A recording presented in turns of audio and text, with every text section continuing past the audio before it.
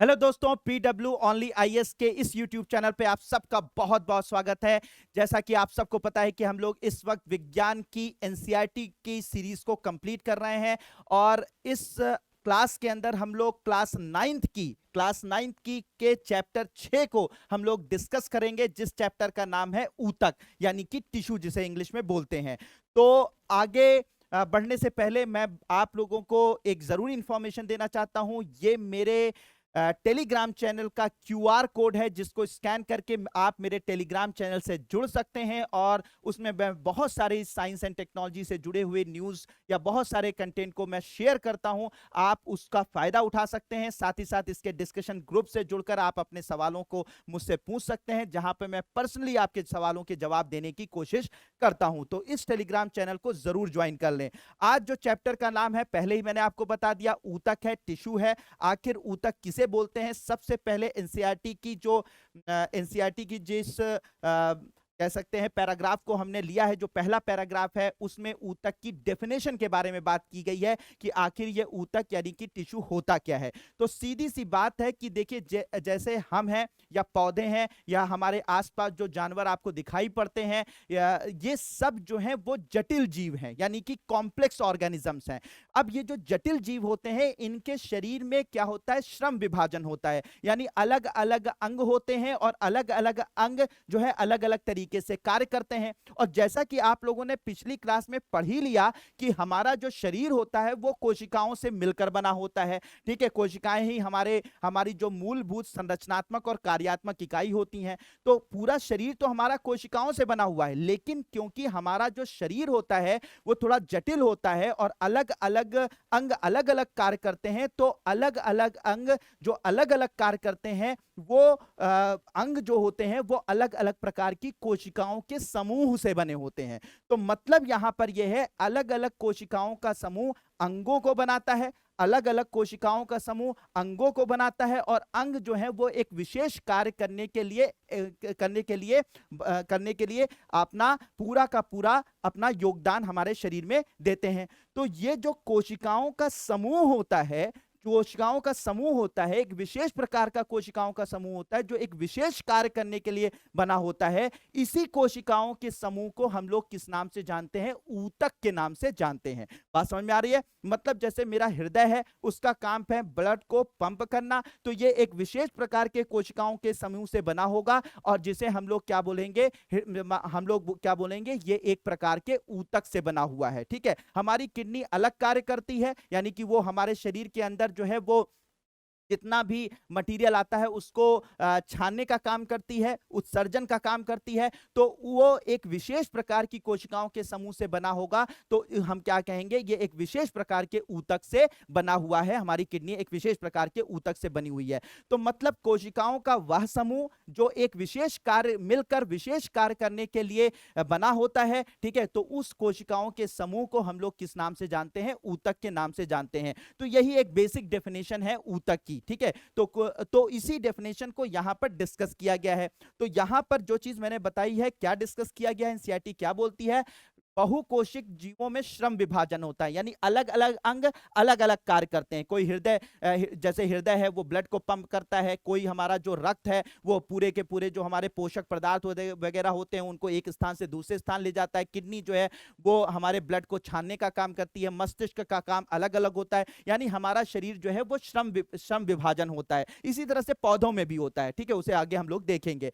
तो अतः बहुकोशिक जीवों में श्रम विभाजन होता है। शरीर के अंदर ऐसी कोशिकाएं जो एक तरह के कार्य को संपन्न करने में दक्ष होती हैं, सदैव एक समूह में होती हैं। ठीक है, बात समझ में आ गई? जैसे हृदय का कार्य पंप करना है ब्लड को, तो वो एक साथ एक समूह में होंगी और और ब्लड को पंप कर रही होती हैं। तो सदैव एक समूह में होती हैं। इससे ज्ञात होता है कि शरीर के अंदर एक निश्चित कार्य एक निश्चित स्थान पर कोशिकाओं के एक विशिष्ट समूह द्वारा संपन्न किया जाता है। कोशिकाओं का यह समूह ऊतक कहलाता है। बात समझ में आ गई? जो मैंने बताया वही चीज यहां पर लाइन में लिखी हुई है। तो कोशिकाओं का यह समूह क्या कहलाता है? ऊतक कहलाता है। यह ऊतक अधिकतम दक्षता के साथ कार्य कर सकने के लिए एक विशिष्ट क्रम में व्यवस्थित होते हैं, जैसे रक्त है, फ्लोएम है तथा पेशी ऊतक जो है वो उदाहरण है। यानी कि रक्त है, हमारे जो प्लांट के अंदर फ्लोएम पाया जाता है, और साथ ही साथ हमारा जो पेशी ऊतक होते हैं, ये सब क्या है, ऊतक के उदाहरण है। तो मतलब यह है हमारा शरीर जो है विभिन्न प्रकार की कोशिकाओं से मिलकर बना होता है, और कुछ विशेष प्रकार की कोशिकाएं एक विशेष प्रकार के अंग को बनाती हैं जो एक विशेष कार्य करता है। तो कोशिकाओं का वह समूह जो एक कार्य को निष्पादित करता है, एक कार्य को करने की क्षमता रखता है, तो उस कोशिकाओं के समूह को हम लोग क्या बोलते हैं, ऊतक के नाम से जानते हैं। बात बिल्कुल स्पष्ट हो जानी चाहिए, ठीक है। ये तो डेफिनेशन हुई। उसी डेफिनेशन को यहां पर एनसीईआरटी ने सजा दिया है। तो वे कोशिकाएं जो आकृति में एक समान होती हैं तथा किसी कार्य को एक साथ संपन्न करती हैं, समूह में एक ऊतक का निर्माण करती हैं, तो उसी को डेफिनेशन के रूप में यहां पर सजा दिया गया है।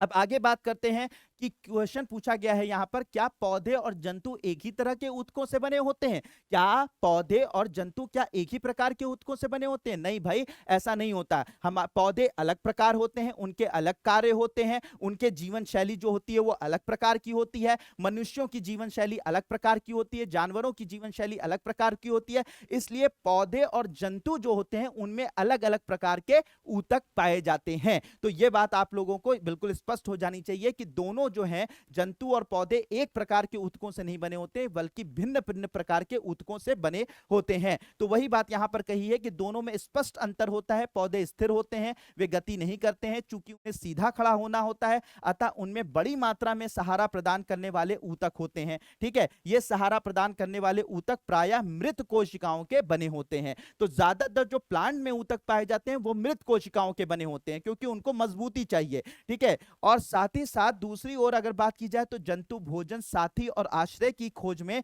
इधर उधर विचरण करते हैं। ये पौधे की अपेक्षा ऊर्जा का अधिक उपयोग करते हैं, इसलिए जंतुओं के अधिकांश ऊतक जो होते हैं वो जीवित होते हैं। तो हमारे जो जंतु होते हैं, क्योंकि उनको ऊर्जा की ज्यादा आवश्यकता होती है, तो वो जीवित कोशिकाओं से वो ऊतक का निर्माण करते हैं। ये बात बिल्कुल यहां पर क्लियर कर दी गई। अब बात होती है कि हाँ, अब क्या होता है कि इसमें दो प्रकार की का मामला यहां पर चलता है। अब यहां पर जो पौधों की ऊतकों की बात की जाएगी, तो जो पादप ऊतकों की बात की जाएगी, तो पादप ऊतक जो है वो लगभग दो प्रकार के होते हैं। एक होता है विभुज्योतक ऊतक होता है, और एक स्थायी ऊतक होता है, ठीक है। अब विभुज्योतक ऊतक क्या होता है उस पर हम लोग यहां पर बात करें तो पौधों में, ठीक है, पौधों में वृद्धि कुछ निश्चित क्षेत्रों में ही होती है। ऐसा विभाजित ऊतकों के उन भागों में पाए जाने के कारण होता है। ऐसे ऊतकों को विभुज्योतक मेरिस्मेटिक टिश्यू भी कहा जाता है। मतलब अगर इसको मैं सिंपल भाषा में बताऊं कि असल में जो विभुज्योतक ऊतक होते हैं, जिन्हें हम मेरिस्मेटिक टिश्यूज के नाम से जानते हैं, तो ये वो ऊतक होते हैं जो जीवित होते हैं, यानी वो कोशिकाओं से बने होते हैं जो जीवित होती हैं, और लगातार इनमें विभाजन की क्षमता होती है, लगातार ये विभाजित होती रहती हैं, और नए ऊतकों को, नई कोशिकाओं को ये क्या करती हैं, जन्म देती हैं। इवन की स्थायी ऊतक भी जो पौधों में बनते हैं वो भी इन्हीं विभुज्योतक जो ऊतक हैं उन्हीं के विभाजन की वजह से ही उनका निर्माण होता है। बात समझ में आ रही है? तो मतलब ये है कि जो पौधों के ऊतकों की बात की जाए, पादप ऊतकों की बात की जाए, तो इनमें जो सबसे इंपॉर्टेंट, सबसे पहला होता है विभुज्योतक ऊतक, जो कि जीवित कोशिकाओं से बना होता है। इनमें विभाजन की क्षमता होती है। जब ये विभाजित करते हैं तो पौधों में वृद्धि होती है, विकास होता है, और साथ ही साथ यही जो है वो स्थायी ऊतकों के निर्माण के कारण भी होते हैं, निर्माण के कारक भी होते हैं। तो वही बात यहां पर कही गई है कि पौधों में वृद्धि कुछ निश्चित क्षेत्रों में ही होती है। ऐसा विभाजित ऊतकों के उन भागों में पाए जाने के कारण होता है। इसका मतलब इनमें विभाजन की क्षमता होती है, डिवाइड करते हैं, नई कोशिकाओं को जन्म देते हैं। कौन देता है? विभुज्योतक ऊतक देते हैं। ऐसे ऊतकों को विभुज्योतक मेरिस्मेटिक टिश्यूज भी कहा जाता है। ये विभुज्योतक ऊतक किस भाग में स्थित है? विभुज्योतक की उपस्थिति वाले क्षेत्रों के आधार पर इन्हें शीर्षस्थ, कैम्बियम, पार्श्वी तथा अंतर विशिष्ट भागों में वर्गीकृत किया जाता है। तो ये जो विभुज्योतक ऊतक होते हैं, इनको विभिन्न प्रकार, ये कहां पाए जाते हैं, इनकी लोकेशन के हिसाब से इनको अलग अलग नाम दिया गया है। कहां जहां पे पाए जाएंगे उसी के हिसाब से नाम से इनको नाम दिया गया है। तो विभाजन कहां कहां होता है? तो जैसे विभाजन जो है वो पौधे की टिप पर होता है, साथ ही साथ ये इस पौधे के जो लैटरल साइड में, जो आपका ये पार्श्व साइड में होता है, तो होता है। फिर साथ ही साथ यहाँ पे बीच में होता है, अंतर विशिष्ट स्थान पर होता है। तो इसी के नाम पर जो है विभेद्योतक जो ऊतक है उनके नाम दे दिए गए हैं। जैसे अगर ये शीर्ष पर पाया जाएगा, टिप पर पाया जाएगा, तो इसे शीर्षस्थ विभेद्योतक ऊतक कहते हैं। तो विभेद्योतक ऊतक जहां पर पाए जाते हैं, जहां पर ये लगातार डिवाइड करके जो हमारी जो पौधे होते हैं उनको वृद्धि और विकास उनका करते हैं, तो उन वो जहां पाए जाते हैं उनकी लोकेशन के हिसाब से उनको अलग अलग नाम दिया गया है। जैसे कि स्टिप पर पाए जाएंगे तो शीर्षस्थ विभेद्योतक कहलाएंगे। अगर ये इस तरीके की साइड में पाए जाएंगे, पार्श्व साइड में पाए जाएंगे, तो इन्हें पार्श्व विभेद्योतक कहेंगे। अगर ये बीच में इस तरीके से पाए जाएंगे तो इन्हें अंतर विशिष्ट विभेद्योतक ऊतक के नाम से जाना जाता है। तो विभेद्योतक ऊतक का काम क्या होता है, आपको बिल्कुल बात क्लियर हो गई, क्योंकि ये विभाजन करके नई कोशिकाओं को जन्म देते हैं, वृद्धि विकास के लिए इंपॉर्टेंट होते हैं और अलग अलग लोकेशन के नाम पर इनका नाम पड़ा है। ठीक है, पड़ा है। तो विभेद्योतक की तरह ही होती है, लेकिन जैसे ही ये बढ़ती और परिपक्व होती है, इनके गुणों में धीरे धीरे परिवर्तन होता है और ये दूसरे ऊतकों के घटकों के रूप में विभाजित हो जाती है। तो यहाँ पे वही बात बताई कि नई कोशिकाएं जो जन्म लेती हैं, वो नई कोशिकाएं जो जन्म लेती हैं वो कभी कभी क्या हो जाता है, किसी दूसरी कोशिका में, यानी विभेद्योतक जो ऊतक होते हैं जब वो विभाजन करते हैं, नई कोशिकाओं को जन्म देते हैं, तो ये नई कोशिकाएं कुछ समय के बाद क्या हो जाती हैं कि किसी दूसरी कोशिका में, किसी दूसरी या स्थायी कोशिका में जो है वो क्या होती है, परिवर्तित हो जाती हैं, वो और उनका कार्य अलग हो जाता है। यही बात यहाँ पे बताई गई है। प्ररोह के शीर्षस्थ विभेद्योतक जड़ों एवं तनों की वृद्धि वाले भाग में विद्यमान रहता है तथा वह इनकी लंबाई में वृद्धि करता है। तने की परिधि या मूल में वृद्धि पार्श्व विभेद्योतक के कारण होती है। तो यहाँ पर बताया गया है कि शीर्षस्थ जो विभेद्योतक होता है, ये वाला जो विभेद्योतक होता है, उसी की वजह से पौधों की लंबाई में वृद्धि होती है। ठीक है, लंबाई में होती है, ठीक, क्योंकि इनकी टिप पर होता है, विभाजन करती, नई कोशिकाएं बनती हैं, जिनसे कि ये जो है लंबाई में वृद्धि करता है। इसके अलावा जो लंबाई में वृद्धि करता है, इसके अलावा तने की परिधि या मूल में वृद्धि पार्श्व विभेद्योतक के कारण होती है। यानी कि ये जो तने की मोटाई है या हमारे जड़ों की जो मोटाई है वो पार्श्व विभेद्योतक ऊतक की वजह से होती है। ठीक है, होती है, क्योंकि लैटरल साइड में, यहाँ पार्श्व साइड में पाए जाते हैं। तो ये बात होगी आपको समझ में आ गई होगी। ठीक है, क्योंकि जब विभाजन होगा, नई कोशिकाएं बनेगी, तभी तो ग्रोथ होगी। ठीक है, होगी। अब अंतर विशिष्ट विभेद्योतक जो होते हैं कुछ पौधों में पर्व संधियों के पास पाए जाते हैं, जहां पर ये जो कह सकते हैं पर्व संधियां होती हैं, जहां पर नई डालें निकलती हैं, नई शाखें निकलती हैं, वहां पर क्या पाए जाते हैं, अंतर विशिष्ट विभेद्योतक पाए जाते हैं, जिनके विभाजन की वजह से ही क्या होती हैं कि नई शाखाओं का विकास संभव हो पाता है, पत्तियों का विकास संभव हो पाता है। ठीक है, तो विभेद्योतक की कोशिकाएं अत्यधिक क्रियाशील होती हैं, उनके पास बहुत अधिक कोशिका द्रव्य, पतली कोशिका भित्ति और स्पष्ट केंद्रक होता है। मतलब ये पूरी तरीके से जीवित होती हैं। इनमें कोशिका द्रव्य काफी होता है, पतली कोशिका भित्ति होती है और स्पष्ट केंद्रक इनके अंदर मौजूद होता है। उनके पास रसधानी नहीं होती है, या रसधानी याद है ना, पिछले चैप्टर में बहुत डिटेल में हम लोगों ने डिस्कस किया था, नहीं पढ़ा जरूर जाके पढ़ लीजिए। रसधानी, इनके पास रसधानी नहीं होती है। तो अब यहाँ पर इसके बारे में तो कुल मिला के हमने विभेद्योतक ऊतक जो है वो पढ़ा कि उनके अंदर डिवीजन की कैपेबिलिटी होती है, डिवाइड करती है, नई कोशिकाओं को जन्म देते हैं, इवन की जो स्थायी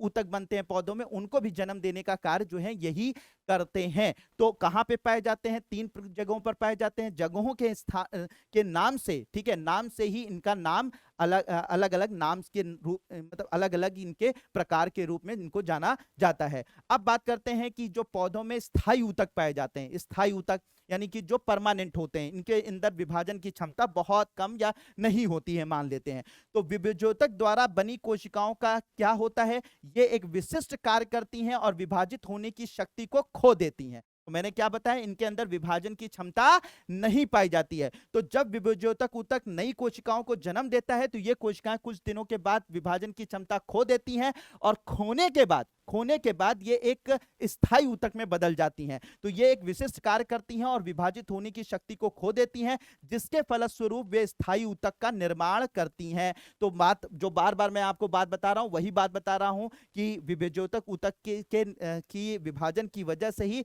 स्थायी ऊतक का निर्माण होता है। इस प्रकार एक विशिष्ट कार्य करने के लिए स्थायी रूप और आकार लेने की क्रिया को विभेदीकरण कहते हैं। विभेद्योतक ऊतक की कोशिकाएं विशिष्टीकरण होकर विभिन्न प्रकार की स्थायी ऊतक का विकास करती हैं। अब ये स्थायी ऊतक कौन से होते हैं, किस प्रकार के होते हैं, उन पर हम लोग यहां पर चर्चा करते हैं। ठीक है, तो सबसे पहले होता है सरल स्थायी ऊतक, यानी कि स्थायी ऊतक। ठीक है, स्थायी ऊतक के भी दो प्रकार होते हैं, एक सरल स्थायी होता है और एक जटिल स्थायी ऊतक होता है।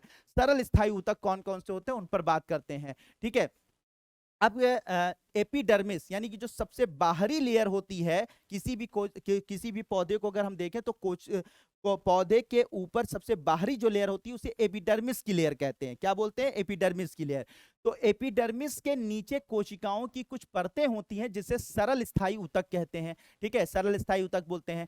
पैरेन्काइमा सबसे अधिक पाया जाने वाला सरल स्थायी ऊतक है। देखिए इसमें मैं लाइन टू लाइन बताऊंगा और ये सारे के सारे पॉइंट बहुत बहुत इंपॉर्टेंट है, हर एग्जाम के लिए बहुत इंपॉर्टेंट है, तो इसलिए बहुत अच्छे से मैं पॉइंट बताता जा रहा हूं जो आपको याद रखना है। अब हम लोग विभेद्योतक ऊतक, मेरिस्टेमेटिक टिश्यूज को हमने देख लिया। अब हम लोग स्थायी ऊतक पढ़ रहे हैं। स्थायी ऊतक में क्या पढ़ रहे हैं? सरल स्थायी ऊतक पढ़ रहे हैं। अब सरल स्थायी ऊतक में कुछ ऊतकों की मैं नाम बताऊंगा, इसी अंडरलाइन कर करके मैं आपको बताता चलूंगा। इसको एज अ पॉइंटर आप नोट कर लीजिएगा और इसको याद कर लीजिएगा, इसको रट लीजिएगा, ये किसी भी एग्जाम में आपसे पूछा जा सकता है। ठीक है, तो यहां पर सरल स्थायी ऊतक की बात जहां तक हो रही है तो इसमें एक सरल स्थायी ऊतक होता है जैसे पैरेन्काइमा कहते हैं। तो पैरेन्काइमा सबसे अधिक पाया जाने वाला सरल स्थायी ऊतक है। तो ये पॉइंट हो गया भाई, इसे ये नोट करना है आपको। ठीक है, तो पैरेन्काइमा सबसे अधिक पाया जाने वाला सरल स्थायी ऊतक है। या पतली कोशिका भित्ति वाली सरल कोशिकाओं का बना होता है। ये जीवित कोशिकाएं हैं, ये प्रायः बंधन मुक्त होती हैं तथा इस प्रकार के ऊतक की कोशिकाओं के मध्य काफी रिक्त स्थान पाया जाता है। ठीक है, ये अच्छा, तो ये रिक्त स्थान पाया जाता है, नहीं पाया जाता है, कितने किस तरह से होती हैं एक बार पढ़ लीजिएगा, सही है। लेकिन आपको याद क्या करना है? इसके कार्य याद करने हैं। तो ये ऊतक प्रायः भोजन का भंडारण करती हैं। ठीक है, ये क्या करती हैं? भोजन का भंडारण करने का काम करती हैं। तो ये जो पैरेन्काइमा, ये पैरेन्काइमा का चित्र आपको दिखाई पड़ रहा है। पैरेन्काइमा, इनके बीच में क्या होता है? रिक्त स्थान भी पाया जाता है। कुछ इस तरीके से पतली लेयर जो होती है वो मौजूद होती है इनके अंदर। देखिए अंतरकोशिकीय स्थान पाया जाता है। और इनका मुख्य कार्य क्या होता है जैसा बताया गया है? तो पहली बात तो पैरेन्काइमा के बारे में पहला पॉइंट आपको याद रखना है, सबसे अधिक पाया जाने वाला सरल स्थायी ऊतक होता है। हर जगह जो एपिडर्मिस यानी जो बाहरी लेयर होती है किसी पौधे की, उसके नीचे पाया जाता है। ठीक है, नीचे पाया जाता है। ठीक है, सबसे ज्यादा पाया जाता है। और इसका कार्य याद रखना है, कैसी संरचना होती है नहीं याद हो रहा है कोई दिक्कत नहीं है, लेकिन इसके कार्य याद होने चाहिए। कार्य क्या है? यह ऊतक प्रायः भोजन का भंडारण करती हैं। ठीक है, भोजन का भंडारण करती हैं। तो याद रखिएगा प्रायः क्या करती हैं, इनका कार्य क्या होता है? भोजन का भंडारण करता है। ठीक है, कुछ पैरेन्काइमा ऊतकों में क्लोरोफिल पाया जाता है, यानी यही पैरेन्काइमा में कुछ पैरेन्काइमा ऐसे होते हैं जिनमें क्लोरोफिल पाया जाता है, जिसके कारण प्रकाश संश्लेषण की क्रिया संपन्न होती है। यानी यही पैरेन्काइमा जो होता है, पैरेन्काइमा होता है, अगर उसके अंदर क्लोरोफिल पाया जाता है तो वो प्रकाश संश्लेषण करता है और इन्हें नाम दिया जाता है क्लोरेन्काइमा। ठीक है, क्योंकि इसमें क्लोरोफिल पाई जाती है तो इसलिए ऐसे पैरेन्काइमा जिसमें क्लोरोफिल पाई जाती है और उसकी वजह से उसमें प्रकाश संश्लेषण की अभिक्रिया होती है जिससे कि भोजन का निर्माण पौधा करता है, तो ऐसे पैरेन्काइमा को हम लोग किस नाम से जानते हैं? क्लोरेन्काइमा के नाम से जानते हैं। हरित ऊतक कहा जाता है। ठीक है, तो ये पॉइंट आपको बिल्कुल क्लियर हो गया होगा। ठीक है, मैं लाइन टू लाइन आपको बताता चल रहा हूं, समझाता चल रहा हूं। ठीक है, जलीय पौधों में, ठीक है, जलीय, अब दूसरा नेक्स्ट पॉइंट, जलीय पौधों में पैरेन्काइमा, यही पैरेन्काइमा जो सबसे ज्यादा स्थायी ऊतक, सरल स्थायी ऊतक होता है पैरेन्काइमा, यही पैरेन्काइमा की कोशिकाएं मध्य हवा की बड़ी गुहिकाएं कैविटीज हो जाती हैं। मतलब यह है कि अगर उसमें पाई जाती हैं, अगर पानी में पाई जाती हैं, तो जो जलीय पौधे होते हैं जो पानी के अंदर डूबे होते हैं, तो उनमें क्या होता है? इसी जो पैरेन्काइमा होता है उसी के अंदर छोटे छोटे क्या हो जाते हैं? उन कोशिकाओं के बीच में, साथ ही उन कोशिकाओं के अंदर जो है वो एयर भर जाती है। ठीक है, एयर भर जाती है, जिसकी वजह से वो हल्के हो जाते हैं और पानी के अंदर जो है, पानी के दबाव से पानी के अंदर दबकर जमीन में नहीं चले जाते हैं, यानी उसकी तल पर नहीं पहुंच जाते हैं, बल्कि उनमें हवा क्योंकि भरी होती है, उनमें एयर पाई जाती है, तो उसकी वजह से वो हल्के हो जाते हैं और पानी में भी खड़े रहते हैं। तो याद रखिएगा, तो ऐसा जो पैरेन्काइमा है, ऐसे पैरेन्काइमा कहां पाए जाते हैं? जलीय पौधों में पाए जाते हैं। उनमें क्या भरी होती है? हवा भरी होती है, बड़ी कोशिकाएं पाई जाती हैं हवा से भरी, और जिसके कारण ये जल में उतराती रहती है, यानी खड़ी रहती है। इस प्रकार के पैरेन्काइमा को एरेनकाइमा बोलते हैं। तो अगर आपसे क्वेश्चन पूछ लिया जाए एरेनकाइमा क्या होता है, तो आप बताइए ये पेरेनकाइमा ही होता है, लेकिन इसके अंदर क्या होता है, एयर भरे होते हैं, एयर की गुहिकाएं पाई जाती हैं, एयर कैविटीज पाई जाती हैं, ठीक है, जिसकी वजह से ये हल्का हो जाता है और पानी में भी ये पौधे खड़े रहते हैं। तो उन्हें क्या बोलते हैं, एरेनकाइमा कहते हैं, ठीक है। फिर पौधे में लचीलेपन का गुण एक अन्य स्थायी ऊतक के कारण होता है, स्थायी ऊतक के कारण होता है, जिसे कॉलेनकाइमा कहते हैं। तो क्लोरेनकाइमा एक ऐसा पेरेनकाइमा है जो कि जिसके अंदर क्लोरोफिल पाई जाती है, और कॉलेनकाइमा एक ऐसा पेरेनकाइमा है जिसकी वजह से पौधे में लचीलापन पाया जाता है। तो ये क्वेश्चन आपसे पूछा जा सकता है, पौधे में लचीलापन किस ऊतक के कारण होता है, तो आप बताएंगे कॉलेनकाइमा की वजह से होता है। अगर आपसे पूछे कि कौन सा ऊतक है जो कि जिसकी वजह से पौधे में प्रकाश संश्लेषण होता है, तो वहां पे आप बताएंगे क्लोरेनकाइमा की वजह से होता है, ठीक है। पानी में पेड़ जो है वो खड़ा रहता है, ठीक है, वो नीचे जमीन की तलहटी में जाकर नहीं पहुंच जाता, वहां पे गिर के खत्म नहीं हो जाता, वो किसकी वजह से होता है, वो होता है आपके एरेनकाइमा की वजह से, ठीक है। तो ये सब पॉइंट बहुत इंपॉर्टेंट है, नोट करते चलिए, ठीक है। अब यहां पर बात आगे करते हैं कि यह पौधे के विभिन्न भागों, पत्ती, तना में बिना टूटे हुए लचीलापन लाता है। तो ये जो कॉलेनकाइमा है, ये पत्तियों के अंदर, पौधे के अंदर लचीलापन लाता है, या पौधों को यांत्रिक सहायता भी प्रदान करता है। हम इस ऊतक को एपिडर्मिस के नीचे पर्णविंत में पा सकते हैं। इस ऊतक की कोशिकाएं जीवित, लंबी और अनियमित ढंग से कोनों पर मोटी होती हैं तथा कोशिकाओं के बीच बहुत कम स्थान होता है, ठीक है। अब ये कैसे आकार है, इस पर बहुत ज्यादा ध्यान मत दीजिएगा, काम क्या है वो बहुत इंपॉर्टेंट है, बहुत ज्यादा इंपॉर्टेंट है। बात समझ में आ गई।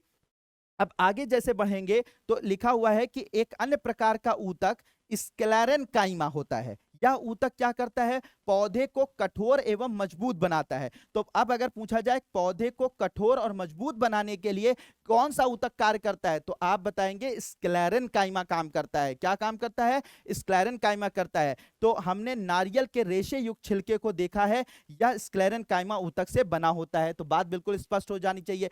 यह क्या करता है, मजबूती प्रदान करता है, किसी भी पौधों को या पौधे के भाग को मजबूती प्रदान करता है स्क्लेरेनकाइमा। तो जो आपके नारियल के जो छिलके होते हैं, रेशे युक्त छिलके होते हैं, वो किससे बने होते हैं, स्क्लेरेनकाइमा से बने होते हैं, ठीक है, स्क्लेरेनकाइमा से बने होते हैं। ये इस ऊतक कोशिकाएं मृत। अच्छा, अब अगर मजबूती प्रदान करता है तो अगर आपने कभी देखा है नारियल का जो रेशा होता है वो कभी भी उसमें जीवन के लक्षण दिखाई पड़ते हैं, नहीं दिखाई पड़ते हैं, ठीक है। उनको फेंक दीजिए, उनमें कोई ग्रोथ वगैरह नहीं होती है, उनको पानी दे दीजिए तो उसमें कोई ग्रोथ उसमें कोई पत्तियां होती है तो निकलती नहीं। तो इसका मतलब वो किससे बने होते हैं, मृत कोशिकाओं से बने होते हैं, ठीक है, मृत कोशिकाओं से बने होते हैं। अब बात आगे करते हैं कि भाई और उसकी बात करें तो अब सबसे बाहरी परत जो एपिडर्मिस है, जो आप देख रहे हैं वो सबसे बाहरी परत एपिडर्मिस है। एपिडर्मिस प्रायः कोशिकाओं के एक परत की बनी होती है। शुष्क स्थानों पर मिलने वाले पादपों में एपिडर्मिस मोटी हो जाती है। यानी कि जो बात जैसे कि रेगिस्तान वगैरह वाली जगह है जहां पे बारिश कम होती है, तो वहां पर जो बाहरी परत होती है, मैंने आपको बताया एपिडर्मिस की बनी होती है। तो ये जो एपिडर्मिस होती है काफी मोटी हो जाती है, और कभी कभी क्या होता है इसमें जो है वो कह सकते हैं कि एक तरीके से मोम जैसा पदार्थ जो है ये सिक्रीट करने लगती है, मोम जैसा पदार्थ निकलने लगता है। क्यों होता है, मोटी हो जाने की वजह से, क्योंकि शुष्क स्थान है, वहां पर पानी बारिश कम हो रही है, तो ऐसी कंडीशन में ये अपने अंदर मौजूद जो पानी है उस पानी को क्या करना चाहती है, उसको संरक्षित रखना चाहती है, उसका लॉस कम से कम करना चाहती है। इसलिए ये जो आपकी एपिडर्मिस होती है शुष्क स्थानों पर क्या हो जाती है, मोटी हो जाती है। इसके ऊपर जो है वो एक मोम की तरीके के पदार्थ की लेयर बन जाती है, जिसकी वजह से पानी जो है अंदर से, यानी कि पौधे के अंदर से बाहर वाष्पीकृत नहीं होने पाता, जिससे कि पौधे में पानी का जो लॉस होता है, जो उसका जो क्षरण होता है वो कम से कम होता है, और वो कम पानी में भी वो पौधा सरवाइव कर लेता है। तो वही बात यहाँ पे बताई गई है कि एपिडर्मिस प्रायः कोशिकाओं की एक परत की बनी होती है। शुष्क स्थानों पर मिलने वाले पादपों में एपिडर्मिस मोटी हो सकती है, जो जल के क्षय से बचाव हेतु महत्वपूर्ण है। पौधे की पूरी तरह एपिडर्मिस से ढकी रहती है या पौधे के सभी भागों की रक्षा करती है। एपिडर्मल कोशिका पौधों की बाह्य सतह पर प्रायः एक मोम जैसी जल प्रतिरोधी परत बनाती है, या जल क्षय के विरुद्ध यांत्रिक आघात तथा परजीवी कवक के प्रवेश से पौधे की रक्षा करती है। तो जो मैंने बात बताई वही बात यहाँ पर एनसीईआरटी में लाइन टू लाइन दी हुई है। तो ये जो मोम की परत होती है ये पानी के क्षय को तो जल के क्षय को तो बचाती ही है, साथ ही साथ अगर किसी भी तरीके के परजीवी कवक जो कि उसको इन्फेक्ट कर सकते हैं पौधे को, उससे बचाती है। बहुत सारे जो हैं वो यांत्रिक आघात होते हैं, उनसे बचाने का ये कार्य करती है। तो इसका काम प्रोटेक्शन भी है, साथ ही साथ जल के क्षय को बचाना भी है। ठीक है, क्योंकि एपिडर्मल कोशिकाओं का उत्तरदायित्व रक्षा करने का है, अतः इसकी कोशिकाएं बिना किसी अंतरकोश की स्थान के अच्छिन्न परत बनाती हैं। मतलब इनमें जो है कोशिकाओं के बीच में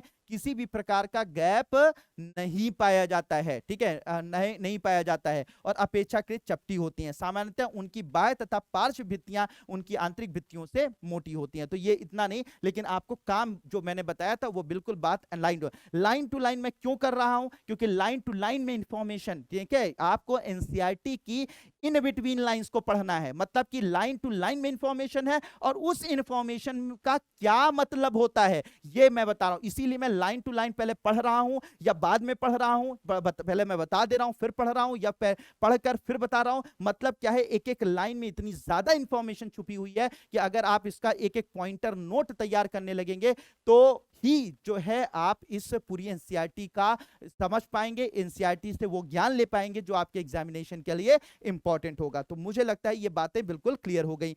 पत्ती की एपिडर्मिस में हम छोटे छोटे छिद्रों को देख सकते हैं। अब जो पत्तियां होती हैं, जो लीव्स होती हैं, उसको थोड़ा सा समझ लेते हैं। तो जो लीव्स होती हैं, जो पत्तियां होती हैं, उनकी जो एपिडर्मिस होती है, ठीक है, एपिडर्मिस होती है, उनमें छोटे छोटे छेद पाए जाते हैं। ऐसे करके छेद पाए जाते हैं, ऐसे करके छेद पाए जाते हैं। ये जो छेद होते हैं, इन छेद ये जो पूरा छेद, ये पूरा जो सिस्टम बना होता है, इसे एग्जैक्टली स्टोमेटा कहते हैं। क्या बोलते हैं इसको? स्टोमेटा कहते हैं, कहलाता है, ये स्टोमेटा कहलाता है। अब ये जो स्टोमेटा होता है, ये स्टोमेटा जो है एक विशेष प्रकार की कोशिकाओं से घिरा होता है। ठीक है, ये स्टोमेटल पोर होता है, यानी कि स्टोमेटल जो छिद्र होता है, और ये एक विशेष प्रकार की ये जो बीन, ये किडनी जैसी कोशिकाओं से घिरा होता है। इन्हें गार्ड सेल के नाम से जाना जाता है। ठीक है, क्या बोला जाता है? Guard cell. तो ये गार्ड सेल से घिरी होती हैं, घिरा होता है ये छिद्र, और ये जो छिद्र होता है, ठीक है, इस छिद्र होता है जिसे हम लोग स्टोमेटल पोर बोलते हैं या स्टोमेटल छिद्र बोलते हैं, और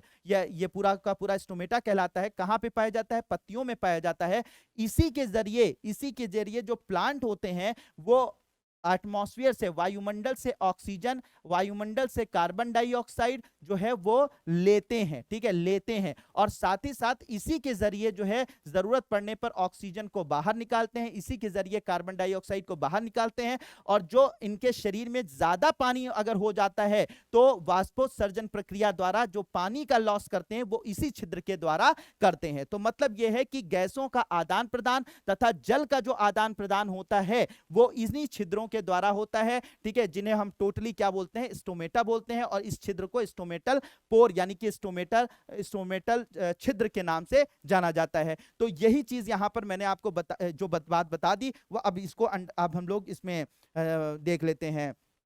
आपके एनसीईआरटी की लाइन में इन छिद्रों को स्टोमेटा कहते हैं। स्टोमेटा को दो वृक्क की आकार की कोशिकाएं घेरे रहती हैं, जिन्हें रच्छी कोशिकाएं कहते हैं। रच्छी कोशिकाएं वही गार्ड सेल, ठीक है, गार्ड सेल को हिंदी में रच्छी कोशिकाएं कहते हैं।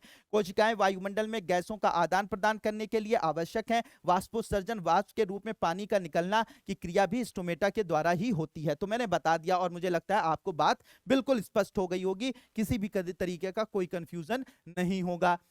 अब जो जड़ों की एपिडर्मल कोशिकाएं होती हैं वो पानी सोखने का कार्य करती हैं। तो जड़ों में जो एपिडर्मल कोशिकाएं होती हैं, पाई जाती हैं, जो बाहरी लेयर में पाई जाती हैं, वो क्या करती हैं? पानी सोखती हैं। अब जैसे मान लीजिए ये जड़ें हो गई, अब इन जड़ों में इनकी जो एपिडर्मल कोशिकाएं हैं वो पानी को सोखने का काम करती हैं, और इनमें एक विशेष प्रकार के जो जड़ों के अंदर बाल निकले होते हैं, ऐसे छोटे छोटे जो है हेयर लाइक प्रोजेक्शंस होते हैं, यानी कि बाल जैसे आकार की संरचनाएं पाई जाती हैं। ठीक है, तो ये जो बाल जैसे प्रवर्ध पाए जाते हैं, ये क्या करते हैं? आसानी से, इससे क्या होता है? सरफेस एरिया, पृष्ठ क्षेत्रफल बढ़ जाता है। जमीन पृष्ठ इसका इनको मतलब पूरे के पूरे जड़ का पृष्ठ क्षेत्रफल बढ़ जाता है, जिससे ज्यादा से ज्यादा पानी ये जड़ों से जमीन से खींच पाते हैं। तो वही चीज यहां पर इंफॉर्मेशन दी गई है, बताई गई है कि जड़ों की एपिडर्मल कोशिकाएं पानी को सोखने का कार्य करती हैं। साधारणतः उनमें बाल जैसे प्रवर्ध होते हैं, जिससे जड़ों की कुल अवशोषक सतह बढ़ जाती है, वही पृष्ठ क्षेत्रफल बढ़ जाता है तथा उनकी पानी सोखने की क्षमता में वृद्धि हो जाती है। तो ये बात मैंने आपको बता दी, ठीक है, बता दी। इसके आगे जो इन्होंने इंफॉर्मेशन दी है कि मरुस्थलीय पौधों की बाहरी सतह वाली एपिडर्मिस में क्यूटिन एक जल अवरोधक रासायनिक पदार्थ का लेप होता है। क्या हम इसका तो मरुस्थलीय पौधों में जैसे शुष्क स्थानों पर बात करे कहा गया था ना, उसी तरीके से मरुस्थलीय स्थानों पर भी यही किया जाता है। एक पतली बाहर की तरफ एक लेयर होती है एपिडर्मल सेल में, जिसका नाम से ये कवर होती है, और उस पदार्थ को क्या नाम दिया जाता है वो याद रखिएगा, क्यूटिन। तो एपिडर्मिस में क्यूटिन एक जल अवरोधक रासायनिक पदार्थ होता है। अब आप खुद जवाब दीजिए कि क्यूटिन की लेयर क्यों होती है। हमारे जो आपके मरुस्थलीय पौधे होते हैं उनमें क्यूटिन की लेयर एपिडर्मिस में क्यों होती है? क्यूटिन की लेयर इसलिए होती है क्योंकि जल जो है वो अंदर से बाहर कुछ मतलब आपके पौधे के अंदर से बाहर ना जा सके, ठीक है। तो बात बिल्कुल आपको पहले भी ये बात पता चल गई होगी, बस ये नाम जरूर याद रखिएगा कि क्यूटिन एक जल अवरोधक रासायनिक पदार्थ होता है जो कि एपिडर्मिस में पाया जाता है मरुस्थलीय पौधों में, ठीक है। ये बात हो गई, ठीक है। अब होता क्या है कि जैसे जैसे वृक्ष की आयु बढ़ती है उसके बाह्य सुरक्षात्मक ऊतकों में कुछ परिवर्तन होता है। द्वितीयक विभेद्योतक की एक पट्टी जो कॉर्टेक्स में होती है कार्क नामक कोशिकाओं की परतों को बनाती है। इन छालों की कोशिकाएं मृत होती हैं। तो कार्क याद है आपको, जो हम लोगों ने लास्ट क्लास में बात करी थी, कार्क जिसकी मदद से यानी जिनके अंदर ही सबसे पहले कोशिका को खोजा गया था। कार्क जो होता है वो किससे बना होता है? तो द्वितीयक विभेद्योतक यानी कि जो आपका जो मेरिस्मेटिक टिश्यू था उसकी एक पट्टी जो होती है वो कॉर्टेक्स में होती है, और वो क्या बनाती है? कॉर्क बनाती है। कॉर्क जो है वो किस कोशिकाओं का बना होता है? मृत कोशिकाओं का बना होता है, ठीक है, मृत कोशिकाओं का बना होता है। और इनकी भित्ति पर यानी कि उनकी जो भित्ति होती है उन पर सुबेरिन नामक पदार्थ होता है जो इन छालों को हवा एवं पानी के लिए अभेद्य बना देता है। तो ये एक मोटी जो कॉर्क वगैरह होते हैं इनके ऊपर कौन सी परत पाई जाती है? याद रखिएगा, सुबेरिन की परत पाई जाती है। सुबेरिन नाम के केमिकल की परत पाई जाती है जो इन छालों को हवा व पानी के लिए अभेद्य बना देता है, यानी हवा और पानी इनको क्रॉस नहीं कर पाते हैं, ठीक है। तो ये सारी की सारी इंफॉर्मेशन यहां पर मौजूद है। अब आगे बात करते हैं, ठीक है। अब हम लोग बात करेंगे जटिल स्थायी ऊतक। तो ये अभी तक हम लोग जो बात कर रहे थे एपिडर्मिस की बात कर रहे थे, और इसके अलावा जो है और भी जो पैरेन्काइमा, कोलेनकाइमा, क्लोरेनकाइमा, इन सब के बारे में बात कर रहे थे। ये सरल स्थायी ऊतक हैं। क्या है ये? सरल स्थायी ऊतक। अब हम लोग बात करेंगे जटिल स्थायी ऊतक की। किसकी बात करने जा रहे हैं? जटिल स्थायी ऊतक की, ठीक है। जटिल स्थायी ऊतक की बात करने जा रहे हैं। अब ये जो जटिल स्थायी ऊतक होते हैं ये मुख्यतः जो है वो सबसे बेहतर उदाहरण जो जटिल स्थायी ऊतकों का है वो जाइलम है और साथ ही साथ फ्लोएम है। तो जाइलम और फ्लोएम जो है वो जटिल स्थायी ऊतकों का एक बेहतरीन उदाहरण है, ठीक है। जटिल स्थायी ऊतकों का एक बेहतरीन उदाहरण है। अब इसमें मैं मोटा मोटा मैं आपको बता दूं कि क्या होता है। ये जो जटिल स्थायी ऊतक होते हैं यानी कि जाइलम और फ्लोएम होते हैं उनका क्या मतलब होता है, वो क्या करते हैं? तो पहली बात तो जो जाइलम होता है वो क्या करता है, कि जड़ से यानी कि आपके भूमि से पानी को और खनिज पदार्थों को, ये जाइलम जो ऊतक होता है ये क्या होता है? ये ऐसी कोशिकाओं का समूह होता है जो जड़ों के द्वारा, ठीक है, भूमि से पानी को और खनिज पदार्थों को खींचकर पौधे के ऊपरी भाग में पहुंचाने का कार्य करता है। तो इस ऐसे ऊतक को क्या बोलते हैं? जाइलम कहते हैं। क्या बोलते हैं? जाइलम कहते हैं। फ्लोएम का काम क्या होता है? फ्लोएम पौधों की पत्तियों में भोजन बन गया, ठीक है, कार्बोहाइड्रेट के रूप में, ठीक है, स्टार्च के रूप में, ठीक है, ग्लूकोज के रूप में। तो वो जो भोजन कार्बोहाइड्रेट के रूप में बना, ठीक है, किसके द्वारा? प्रकाश संश्लेषण की अभिक्रिया द्वारा पौधों की पत्तियां या हरे भागों ने बनाया। तो वो जो भोजन बनता है उस भोजन को ये जो फ्लोएम ऊतक होता है ये क्या करता है? शरीर के जहां पर भोजन नहीं बन रहा होता है, जहां पर भोजन नहीं प्रेजेंट होता है वहां पर पहुंचाने का कार्य, यानी कि भोजन को पौधे के प्रत्येक भाग में पहुंचाने का कार्य कौन करता है? वो करता है फ्लोएम। तो जल को और खनिज पदार्थों को भूमि से खींचकर जड़ से होते हुए शरीर के ऊपरी भाग में पहुंचाने का काम जाइलम करता है, और भोजन को पूरे पूरे प्लांट में, पूरे प्लांट के हर भाग में, पौधे के हर भाग में पहुंचाने का काम कौन करता है? फ्लोएम करता है। तो अब ये विभिन्न, अब क्योंकि ये कोशिका, जाइलम फ्लोएम जो है एक ऊतक है, लेकिन ऊतक का क्या मतलब था? कोशिकाओं का समूह है, यानी विभिन्न प्रकार की कोशिकाओं से बनता है, तो उससे विभिन्न प्रकार की कोशिकाओं से मिलकर बनता है और वो एक ही कार्य करता है, तो उसे हम लोग ऊतक बोलते हैं।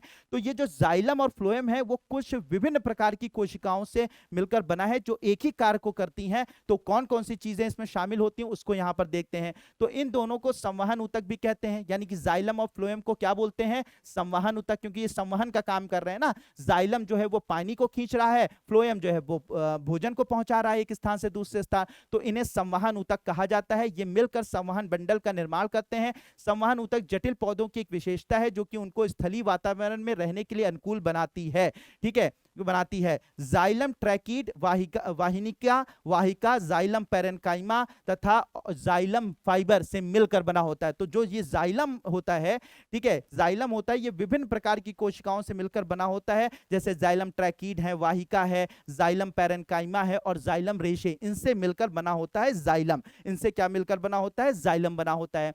इसके, अब इसको इतना याद करने की जरूरत नहीं है, बस आपको जाइलम का जो मैंने काम बताया था और फ्लोएम का जो काम बताया था, अगर उतना ही पता है तो उतना आपके काम का है। इसके आगे का अगर बहुत लंबी किसी से बना हुआ है, किसका किसका काम होता है, पढ़ लिया आपने, ठीक है, बट बहुत रटने की जरूरत नहीं है। क्यों? क्योंकि ये आपको यूपीएससी या स्टेट पीसीएस वगैरह इस पर नहीं फोकस करते हैं। ये सब उन लोगों को पढ़ने की जरूरत है जो नीट उट देने के लिए जा रहे हैं, ठीक है। अब बात करें, अब ट्रैकीड एवं वाहिका की कोशिका भित्ति मोटी होती है और इनमें से कई परिपक्व कोशिकाएं मृत होती हैं। ट्रैकीड और वाहिकाओं की संरचना नलिकाकार होती है। इनके द्वारा पानी और खनिज लवण का ऊर्ध्वाधर संवहन होता है। ये इंपॉर्टेंट लाइन है, ठीक है। पैरेन्काइमा भोजन का संग्रह करता है। जाइलम फाइबर मुख्यतः सहारा देने का कार्य करते हैं। तो इसमें जो जिन चीजों से ये मिलकर बना है उनके कार्यों के बारे में बताया गया है, लेकिन आपको उतनी जरूरत नहीं है।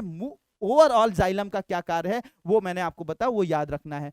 फ्लोएम 5 प्रकार के अवयवों से, यानी 5 प्रकार की कोशिकाओं से या 5 प्रकार के चीजों से मिलकर बना हुआ है, अवयवों से मिलकर बना है, जिसमें चालनी कोशिकाएं होती हैं, चालनी नलिका होती है, साथी कोशिकाएं होती हैं, फ्लोएम पैरेन्काइमा होता है, फ्लोएम रेशे होते हैं, इनसे मिलकर बना होता है। इसका काम क्या होता है? इसका काम होता है फ्लोएम का पत्तियों से भोजन को पौधे के विभिन्न भागों तक पहुंचाना, ठीक है। फ्लोएम रेशों को छोड़कर फ्लोएम कोशिकाएं जीवित कोशिकाएं हैं। तो फ्लोएम की रेशे को छोड़ दिया जाए तो सारी की सारी इसमें जीवित कोशिकाएं हैं। फ्लोएम रेशे को छोड़ दिया जाए तो, ठीक है, फ्लोएम कई कोशिकाओं से मिलकर बनता है ना, लेकिन फ्लोएम रेशे को छोड़ दिया जाए तो सारी की सारी जीवित कोशिकाएं हैं। और इनका काम, फ्लोएम का ओवरऑल काम क्या होता है? पत्तियों से भोजन को पौधे के विभिन्न भागों में पहुंचाना। तो होप कि ये बातें भी आप लोगों को बिल्कुल 100% क्लियर हो गई होंगी, ठीक है। अब बात करेंगे हम लोग जंतु ऊतक के बारे में। तो डेफिनेटली जैसे जिस तरीके से पौधों के अंदर ऊतक पाए जाते हैं, वैसे ही हमारे अंदर भी ऊतक पाए जाते हैं, जंतुओं के अंदर भी ऊतक पाए जाते हैं। विशेष प्रकार की कोशिकाएं होती हैं, एक ही विशेष प्रकार का फंक्शन करती हैं, उन्हें हम जंतु ऊतक के नाम से जानते हैं। अब ये जंतु ऊतक भिन्न भिन्न प्रकार के होते हैं, उनके कार्य क्या होते हैं, कैसे कार्य करते हैं, इस पर हम लोग बात यहाँ पर करने वाले हैं।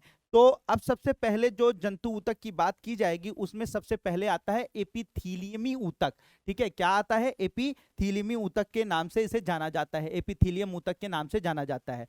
तो सबसे बाहरी भाग, जो जैसे हम लोगों ने पौधों में देखा था ना कि सबसे बाहरी जो परत होती है किसी पौधे की एक विशेष प्रकार के ऊतकों से बनी होती है, वैसे ही जंतुओं के शरीर में जो बाहरी परत होती है वो भी एक विशेष प्रकार के ऊतकों से बनी होती है, जिसे हम एपिथीलियम बोलते हैं, ठीक है। तो वही बात यहाँ पे बताई कि जंतु के शरीर को ढकने या बाहर रक्षा प्रदान करने वाले ऊतक एपिथीलियमी ऊतक के नाम से जाने जाते हैं। तो एपिथीलियमी ऊतक क्या होते हैं? बाहर रक्षा प्रदान करते हैं, ठीक है, करते हैं, और उन्हें हम क्या रक्षा प्रदान करते हैं और शरीर को ढकने का कार्य करते हैं। एपिथेलियम शरीर के अंदर स्थित बहुत से अंगों और गुहिकाओं को ढकते हैं। ये भिन्न भिन्न प्रकार की शारीरिक तंत्रों को एक दूसरे से अलग करने के लिए अवरोध का निर्माण करते हैं। मतलब जो अलग अलग अंग हमारे शरीर के अंदर पाए जाते हैं, सबकी जो बाहरी लेयर होती है वो एपिथेलियम से बनी होती है। तो दो अंग मान लीजिए अंदर हमारे जो है वो अमाशय भी है और वहीं पर जो है हमारी छोटी आंत भी है। तो अमाशय और छोटी आंत को एक बॉर्डर लाइन यानी एक दूसरे से चिपकना उनकी बॉर्डर लाइन जो बनाने का काम करता है, यानी ये इसके ऊपर एक अलग परत होगी एपिथेलियम की, इसके ऊपर एक अलग परत होगी, यानी कि आमाशय के ऊपर एक अलग परत होगी, और हमारे जो आपके जो छोटी आंत होती है उसके ऊपर एक अलग परत होती है एपिथेलियम की। तो दोनों एक दूसरे से इसी बहाने क्या होते हैं, सेपरेट रहते हैं, अलग रहते हैं, ठीक है, अलग रहते हैं। तो एक दूसरे की क्रियाएं जो है दूसरे पर प्रभाव नहीं डाल पाती हैं। तो ये भिन्न भिन्न प्रकार के शारीरिक तंत्रों को एक दूसरे से अलग करने के लिए अवरोध का निर्माण करते हैं। त्वचा में, मुंह में, आहार नली में, रक्त वाहिनी में, नली का स्तर, फेफड़ों की कुपिकाएं, विक्की नली आदि सभी एपिथेलियम ऊतक से बने होते हैं, सभी एपिथेलियम ऊतक से बने होते हैं। अब ये जो एपिथेलियम ऊतक होते हैं ये एक प्रकार के नहीं होते, अलग अलग अंग के ऊपर अलग अलग एपिथेलियम ऊतक होते हैं और इनके अलग अलग प्रकार होते हैं, ठीक है, प्रकार होते हैं। अब कौन कौन से एपिथेलियम ऊतक किस किस अंग पर पाए जाते हैं उस पर हम यहां पर बात करने जा रहे हैं, चर्चा करने जा रहे हैं, ठीक है। तो सीधी सी बात है कि कई अलग तरीके के होते हैं। तो यहां पर एक इंपॉर्टेंट है कि जो भी पदार्थ शरीर में प्रवेश करता है, बाहर निकलता है, वो एपिथेलियम की किसी परत से होकर अवश्य गुजरता है। इसके फलस्वरूप विभिन्न प्रकार के एपिथेलियम कोशिकाओं के बीच की पारगम्यता, शरीर तथा बाहरी वातावरण, सब बातें हो गई। सभी एपिथेलियमों को एक बाह्य रेशेदार आधार प्रदान करने वाले ऊतकों से अलग करती है, ये सब बातें आपको बताई जा चुकी हैं।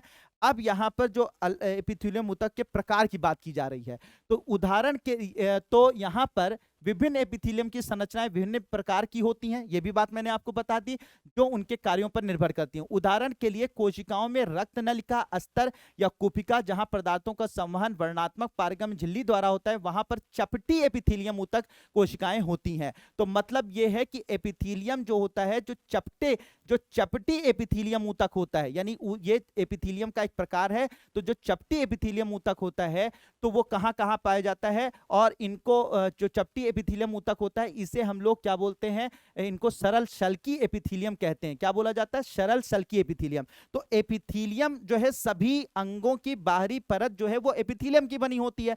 अब जो सरल सल्की एपिथेलियम होता है, यानी एपिथेलियम का एक प्रकार है ये, ठीक है। तो सरल सल्की जो एपिथेलियम होता है, जो चपटी एपिथेलियम ऊतक से बना होता है, ठीक है, ये कहां पाया जाता है, इस पर बात करें तो ये अत्यधिक पतली और चपटी होती हैं तथा कोमल स्तर का निर्माण करती हैं। आहार नली तथा मुंह का स्तर सल्की एपिथेलियम से ढका होता है। तो अगर आपसे पूछा जाए सरल सल्की एपिथेलियम कहां पे पाया जाता है, तो आप बताएंगे आहार नली तथा मुंह का जो स्तर होता है वो सल्की एपिथेलियम से ढका होता है, यानी उससे बना होता है।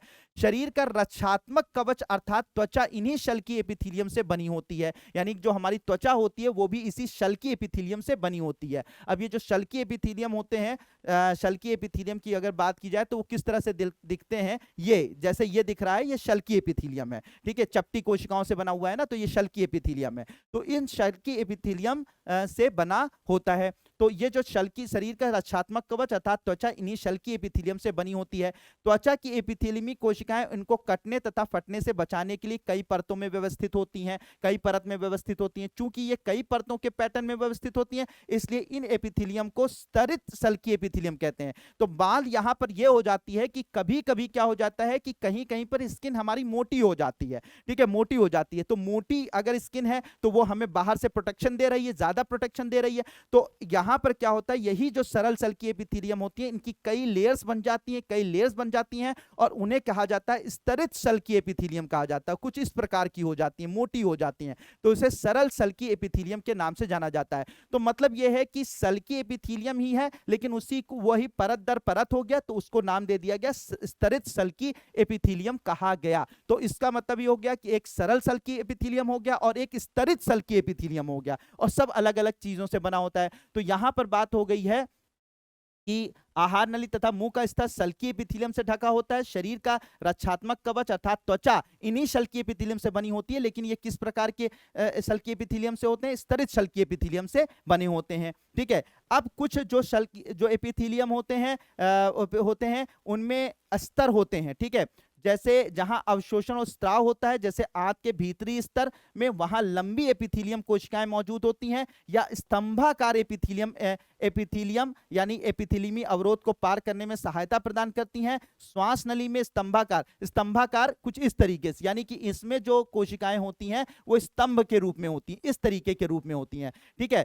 तो जहां अवशोषण होता है, स्त्राव होता है, जैसे आंत के भीतरी स्तर, ठीक है, वहां लंबी एपिथेलियम कोशिकाएं मौजूद होती हैं। यह स्तंभाकार एपिथेलियम या एपिथेलियमी अवरोध को पार करने में सहायता प्रदान करती हैं। श्वास नली में स्तंभाकार एपिथेलियम ऊतक में पश्चमाभ, अब ये मतलब इन सब जगहों पर जो पाई जाती हैं वो स्तंभाकार एपिथेलियम पाई जाती हैं। अब यही जो स्तंभाकार एपिथेलियम है, इनमें जो है हेयर लाइक प्रोजेक्शन हो जाएंगे, हवा सॉरी मतलब एक जैसे बाल जैसे प्रोजेक्शन हो जाएंगे, बाल जैसे प्रोजेक्शन हो जाएंगे। तो जब अगर बाल जैसे प्रोजेक्शन हो जाए, बाल जैसे जैसा एक मतलब कह सकते हैं कि उभार निकल आएंगे, तो वो कहां पे पाई जाएंगी? स्तंभाकार में ही अगर बाल जैसी संरचनाएं निकल आए, जिसे पश्चमाभ कहेंगे या सीलिया कहेंगे, तो श्वास नली में स्तंभाकार एपिथेलियम में पश्चमाभ सीलिया पाए जाते हैं, जो कि एपिथेलियमी ऊतक की कोशिकाओं की सतह पर बाल जैसी रचनाएं होती हैं। तो ऐसे को हम लोग बोलेंगे पश्चमाभी स्तंभाकार एपिथेलियम। तो इन्हें क्या नाम दिया जाएगा?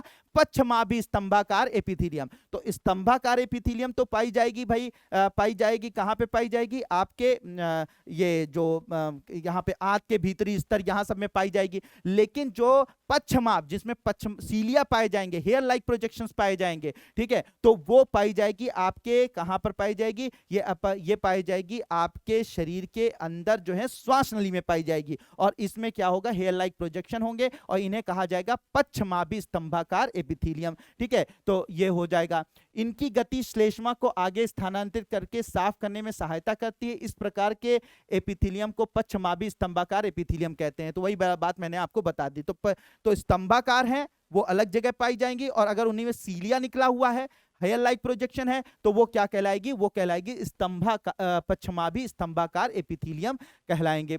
घनाकार जो एपिथेलियम होता है, जिसमें घन आकार की एपिथेलियम होता है, वृक्कीय नली में, ठीक है, यानी किडनी में पाई जाती हैं, तथा लार ग्रंथि की नली के स्तर का निर्माण करती हैं, जहां यह उसे यांत्रिक सहायता प्रदान करती हैं। ये एपिथेलियम कोशिकाएं प्रायः ग्रंथि कोशिका के रूप में अतिरिक्त विशेषता अर्जित करती हैं, जो एपिथेलियमी ऊतक की सतह पर पदार्थों का स्त्राव कर सकती है। कभी कभी एपिथेलियमी ऊतक का कुछ भाग अंदर की ओर मुड़ा होता है तथा एक बहुकोशिक ग्रंथि का निर्माण करता है। यह ग्रंथिल एपिथेलियम कहलाता है। तो मतलब यह हो गया कि घनाकार एपिथेलियम कहां पाया जाएगा? वृक्कीय नली में पाया जाएगा, लार ग्रंथि में पाया जाएगा, ठीक है।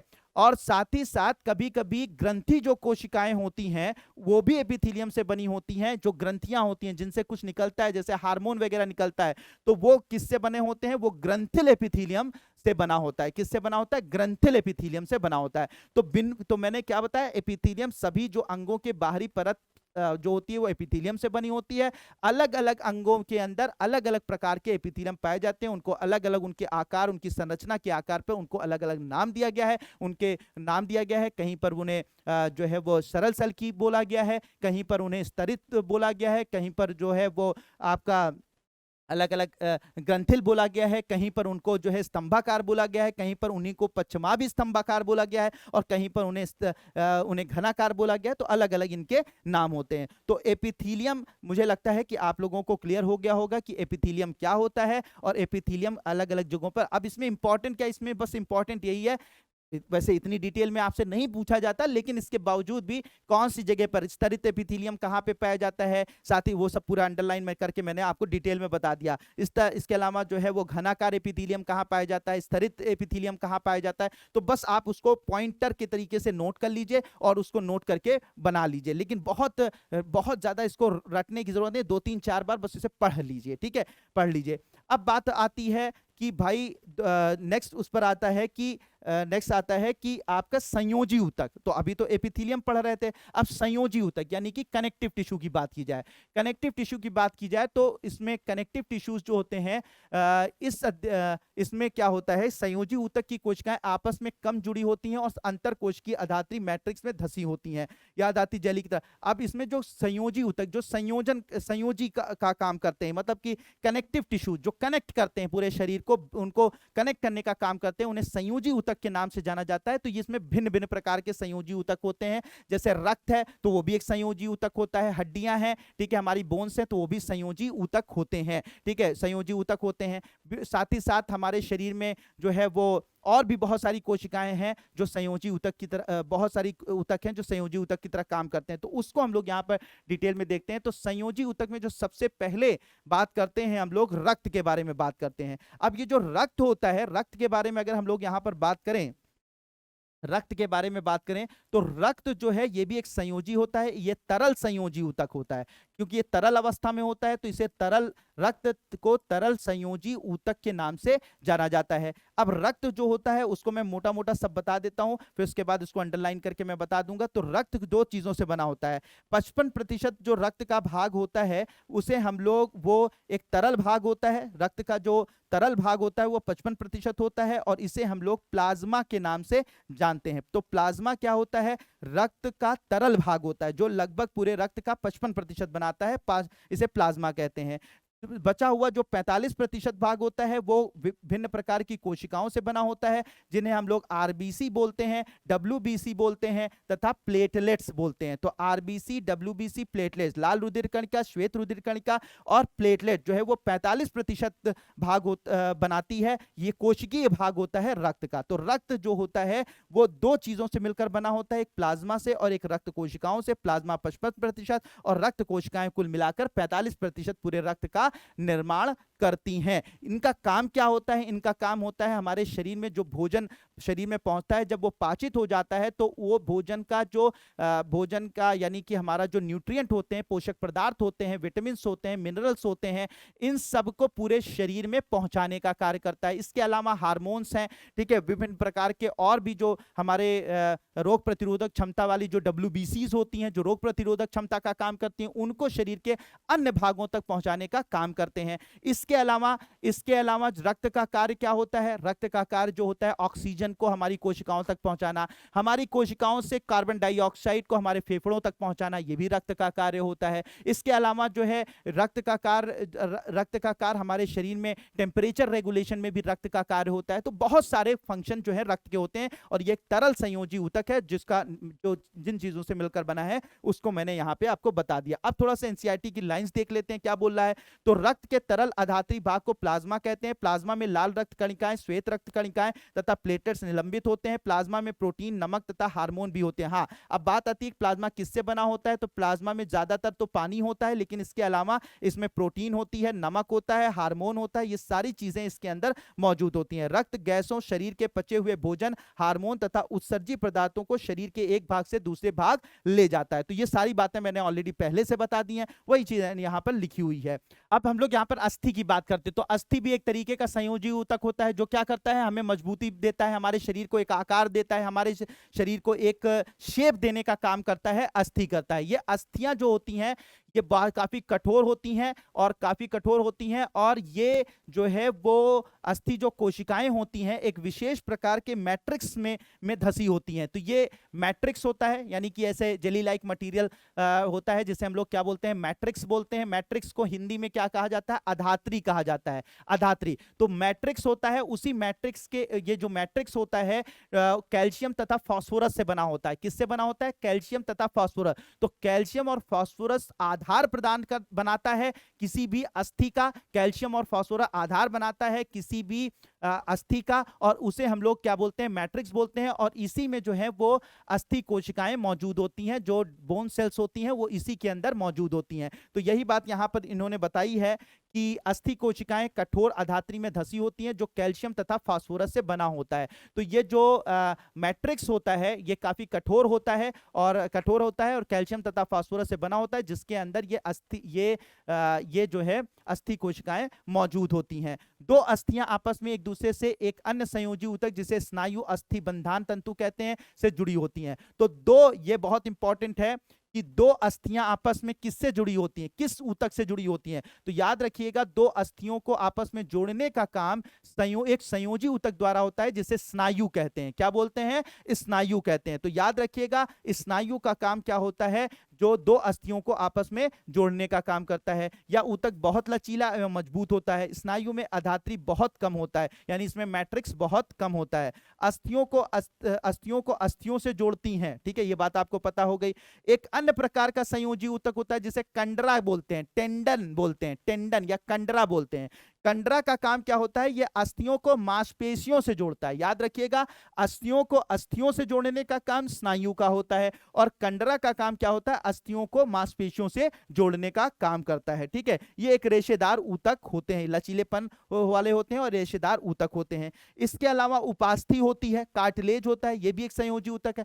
ये जो उपास्थि, जो आपके कान है, जो ये है ना, ये बोन्स के नहीं बने होते, ये हड्डियों के नहीं बने होते, ये जो नाक का ऊपरी भाग होता है ये हड्डियों का नहीं बना होता, बल्कि एक विशेष प्रकार की ऊतक का बना होता है, जिसे हम लोग क्या बोलते हैं, उपास्थि बोलते हैं, कार्टिलेज बनते हैं। ठीक है, हमारी जो विंड पाइप है, जो हमारी जो विंड पाइप है, तो ये भी किससे बनी होती है, कार्टिलेज से बनी होती है। तो एक अन्य प्रकार का संयोजी ऊतक होता है जिसमें कोशिकाओं के बीच पर्याप्त स्थान होता है। इसकी ठोस अधात्री प्रोटीन और शर्करा की बनी होती है। ठीक है, बनी होती है। यह अस्थियों को जोड़ों को चिकना बनाता है। उपास्थि नाक, कान, कंठ और श्वास नली में भी उपस्थित होता है। पहले ही मैंने आपको बता दिया कि ये सारे, तो ये कुछ विशेष प्रकार के संयोजी ऊतक होते हैं। इसके अलावा अगर बात की जाए, ठीक है, तो एरियोलर संयोजी ऊतक, ठीक है, एरियोलर संयोजी ऊतक होता है, तो ऊतक त्वचा और मांसपेशियों के बीच में पाया जाता है। त्वचा और मांसपेशियों के बीच में कौन सा संयोजी ऊतक पाया जाता है, एरियोलर पाया जाता है। रक्त नलिका के चारों ओर तथा नसों और अस्थि मज्जा में पाया जाता है। ठीक है, अस्थि मज्जा में, अस्थि मज्जा जो होती है वो जैसे अस्थियां होती हैं, तो ये अस्थियों के बीच में खाली स्थान होता है बीच के अंदर, और इसी के अंदर क्या पाया जाता है, अस्थि मज्जा या बोन मैरो पाई जाती है। इसी के अंदर येलो कलर का, येलोइश थोड़ा सा हल्का कलर का जो है वो एक सेमी लिक्विड मटेरियल पाया जाता है, जिसे अस्थि मज्जा कहते हैं। ठीक है, यह अंगों के भीतर की खाली जगह को भरता है, आंतरिक अंगों को सहारा प्रदान करता है और ऊतकों की मरम्मत में सहायता करता है। कौन, एरियोलर संयोजी। ठीक है, एरियोलर संयोजी ऊतक की बात यहां पर की जा रही है। ठीक है, की जा रही है। फिर इसके बाद हमारे शरीर में वसा कहाँ संचित होती है, ये भी बहुत अच्छा क्वेश्चन है, इसको भी नोट कर लीजिएगा, बहुत इंपॉर्टेंट है, बहुत ज्यादा इंपॉर्टेंट है। तो शरीर में वसा कहाँ संचित होती है, तो वसा एक विशेष प्रकार की ऊतक में संचित होती है, और इस को वसा में ऊतक त्वचा के नीचे आंतरिक अंगों के बीच में पाया जाता है। इस ऊतक की कोशिकाएं वसा की गोलिकाओं से भरी होती हैं। वसा संग्रहित होने के कारण यह ऊष्मी कुचालक का कार्य भी करती हैं। तो ये जो वसा में ऊतक होता है, ठीक है, वसा में ऊतक होता है जिसे एडिपोस टिश्यू कहते हैं। क्या बोलते हैं, एडिपोस टिश्यू। ठीक है, अगर उसको इंग्लिश में टर्म दिया जाए तो एडिपोस टिश्यू, और यहां पर वसा में ऊतक का नाम दिया गया है, जबकि इसको टेक्निकल टर्म में क्या बोला जाता है, एडिपोस टिश्यू। तो वसा को संरक्षित रखने का, हमारे शरीर में जो एक्स्ट्रा वसा होती है, फैट होता है, उसको संचित करने का काम कौन करता है, वसा में ऊतक करता है, जिसे हम लोग एडिपोस टिश्यू के नाम से जानते हैं। ठीक है, एडिपोस टिश्यू के नाम से जानते हैं, इसको नोट कर लीजिए, एडिपोज टिश्यू, जिसमें वसा संचित होती है। ठीक है, होता है। फिर पेशी ऊतक की बात कर रहे हैं यहां पर। पेशी ऊतक यानी जो मांसपेशियां हैं वो भी कई ऊतकों से मिलकर बनी होती है। उनका कार्य कैसे होता है, किस तरीके की होती है, तो उस पर हम लोग यहां पर बात करते हैं। तो पेशी ऊतक लंबी कोशिकाओं का बना होता है, बिल्कुल बात सही, जिसे पेशी रेशा मसल फाइबर भी कहा जाता है, या हमारे शरीर में गति के लिए उत्तरदायी है, पता ही है आपको। ठीक है, और पेशियों के एक विशेष प्रकार की प्रोटीन होती है जिसे सिकुड़ने वाला प्रोटीन कहते हैं, जिसके संकुचन एवं प्रसार के कारण गति होती है। यानी हमारी जो मांसपेशियां होती हैं एक विशेष प्रकार की प्रोटीन से बनी होती है, जो हमारे मांसपेशियों को लचीला बनाता है। तो कुछ प्रोटीन होता है जो कि हमारी मांसपेशियों को लचीला बनाता है, तो लचीला बनाने वाली ये प्रोटीन मौजूद होती हैं। कुछ पेशियों की हम इच्छानुसार गति करा सकते हैं। हाथ पैर में विद्यमान पेशियों को हम अपनी इच्छानुसार आवश्यकता पड़ने पर गति करा सकते हैं या उनकी गति को रोक सकते हैं। इस तरह की पेशियों को ऐच्छिक पेशी कहते हैं। तो ऐच्छिक पेशी वो होती हैं, या वॉलंटरी मसल्स वो होती हैं जिनको हम अपनी मर्जी से रोक सकते हैं या चला सकते हैं। अपनी मर्जी से चला सकते हैं, अपनी मर्जी से रोक सकते हैं। तो ऐसी मांसपेशियां जो हमारी मर्जी से चलती हैं वो ऐच्छिक पेशियां या वॉलंटरी मसल्स कहा जाता है। इन पेशियों को कंकाल पेशी भी कहा जाता है, ये भी इसका दूसरा नाम भी याद रखिएगा। इन पेशियों को कंकाल पेशी भी कहा जाता है क्योंकि ये अधिकतर हड्डियों से जुड़ी होती हैं तथा शारीरिक गति में सहायक होती हैं। ठीक है, सहायक होती हैं। सूक्ष्मदर्शी से अगर देखने पर ये पेशियां हल्के तथा गहरे रंगों में एक के बाद एक रेखाओं या धारियों की तरह प्रतीत होती हैं। इसी कारण इसे रेखित पेशी भी कहते हैं। तो मतलब ऐच्छिक पेशी, ऐच्छिक पेशी, और इन्हें कंकाल पेशी भी कहा जाता है, और साथ ही साथ इन्हें रेखित पेशी भी कहा जाता है, क्योंकि इनकी जो पेशियां होती हैं, जो इनके फाइबर्स होते हैं, उनमें जो है वो लंबे लंबे जो है वो क्या पाए जाते हैं, पाए जाते हैं, लाइनिंग्स पाई जाती हैं, रेखाएं पाई जाती हैं, तो इन्हें धारियां पाई जाती हैं, तो इन्हें रेखित पेशी भी के नाम से भी जानते हैं। जैसे ये ए वाला है, इसमें रेखियां धारियां पाई जा रही हैं, धारियां पाई जा रही हैं, धारियां पाई जा रही हैं, तो इसने इन्हें रेखित पेशी भी के नाम से भी जाना जाता है। ठीक है, अब बात करते हैं आहार नली में भोजन का प्रवाह या रक्त नलिका का प्रसार एवं संकुचन जैसी गतियां ऐच्छिक नहीं है। मतलब जो हमारे जो भोजन है, हमारी जो आहार नाल है, वो अपने आप से जो है वो नहीं मूवमेंट करती है। ठीक है, सॉरी, अपने आप से मूवमेंट करती है, हमारा उस पर कोई कंट्रोल नहीं होता है। हम श्वसन करने वाली जो मसल्स हैं, जो श्वसन करने में हमारी सहायता करती हैं, वो पेशियां जो श्वसन करने में सहायता करती हैं, वो अपने आप कर रही होती हैं, हम उन पर ज्यादा कंट्रोल नहीं कर सकते हैं, मतलब वो अपने आप चल रही हैं। ठीक है, हमारी जो आहार नाल में पेशियां हैं, तो वो अपने आप मूवमेंट कर रही, उन पर हमारा कंट्रोल नहीं होता है, तो वो जो होती हैं, तो ऐसी ऐच्छिक नहीं है। इन गतिविधियों को हम स्वयं संचालित नहीं कर सकते, अर्थात हम इन गतियों को इच्छानुसार प्रारंभ या बंद नहीं कर सकते हैं। चिकनी पेशियां अथवा अनैच्छिक पेशियां इन गति को नियंत्रित करती हैं। तो जो अपने आप होती हैं, अपने आप यानी वो पेशियां जिनको हम कंट्रोल नहीं कर सकते हैं, जिनको हम नियंत्रित नहीं कर सकते, जिनको हम रोक नहीं सकते, जिनको हम अपने मन से चला नहीं सकते, वो चिकनी पेशियां कहलाती हैं। ऐसी पेशियां चिकनी पेशियां या अनैच्छिक पेशियां कहलाती हैं। ठीक है, और ये आंख की पलक, मूत्रवाहिनी, फेफड़ों की श्वसनी में भी पाई जाती हैं। कोशिकाएं लंबी होती हैं, इनका आखिरी सिरा नुकीला होता है, तर्करूपी होता है, ये एक केंद्र की होती हैं, इनको आरेखित पेशी भी कहा जाता है, क्योंकि इनमें रेखाएं नहीं पाई जाती हैं। तो ये जो बी वाला है चिकनी पेशी, ये आरेखित, इसमें रेखाएं नहीं पाई जाती हैं। ठीक है, रेखाएं नहीं पाई जाती हैं, और ये तर्करूपी होती है। इनका जो ये देखिए किनारे वाला जो है वो तर्करूपी है, यानी कि तिकोना है। ठीक है, तो ये आरेखित पेशी भी कहलाती हैं। तो ये अपने आप काम करती हैं, हमारा इन पर कंट्रोल नहीं होता है। इसके अलावा एक पेशी होती है जो हृदय को बनाती है, जो हृदय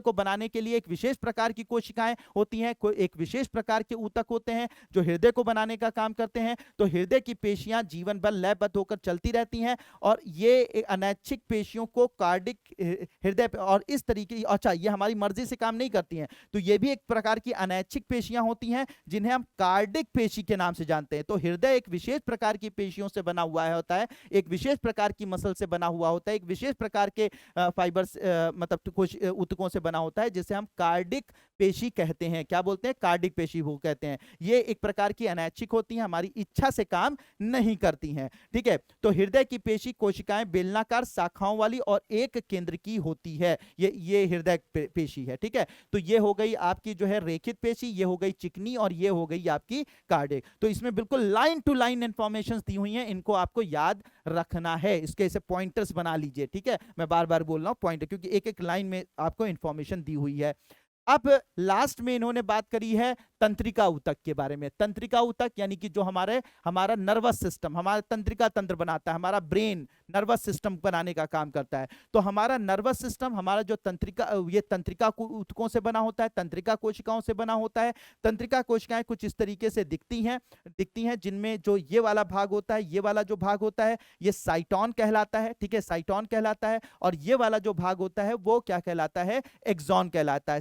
साइटोन में ये हल्के उके उभार होते हैं, इस तरीके से उभार आपने देखे होंगे, ऐसे से शाखाएं निकली होती हैं, जिसे डेंड्रॉन और डेंड्राइट बोलते हैं। बीच में एक बड़ा सा न्यूक्लियस होता है, और इसके बाद जो है ये नीचे की तरफ ये पूरा वाला भाग जो है वो एक्सॉन के नाम से जाना जाता है। तो ये क्या करता है? हमारे पूरे शरीर को कंट्रोल करने का काम करता है, नियंत्रित करने का काम करता है, पूरी तरीके से ये हमारे पूरे शरीर को लयबद्ध करने का काम करता है तंत्रिका ऊतक। ठीक है, तंत्रिका ऊतक जो भी हमारी बॉडी में डिसीजंस होते हैं, उन सारे डिसीजंस को लेने का काम तंत्रिका ऊतकों के द्वारा होता है। अब क्या इसमें लिखा हुआ है, इसको थोड़ा सा समझ लेते हैं। सभी कोशिकाओं में उत्तेजना के अनुकूल प्रतिक्रिया करने की क्षमता होती है, यद्यपि तंत्रिका ऊतक की कोशिकाएं बहुत शीघ्र उत्तेजित हो जाती हैं। मस्तिष्क, मेरुरज्जु तथा तंत्रिकाएं सभी तंत्रिका ऊतकों की बनी होती हैं। तंत्रिका ऊतक की कोशिकाओं को तंत्रिका कोशिका या न्यूरॉन कहा जाता है। ठीक है, इन्हें दूसरा नाम जो है इंग्लिश में क्या बोला जाता है? न्यूरॉन भी कहा जाता है। ठीक है, न्यूरॉन कहा जाता है। न्यूरॉन में कोशिकाएं केंद्रक तथा कोशिका द्रव्य होते हैं। इसमें लंबे पतले बालों जैसी शाखाएं निकले होती हैं, जिसे डेंड्रॉन और डेंड्राइट कहते हैं। मैंने पहले ही आपको बता दिया, इस पूरे भाग को साइटोन के नाम से जाना जाता है। ठीक है, ये वाला भाग जो है वो एक्सॉन होता है। ठीक है, तो होता है।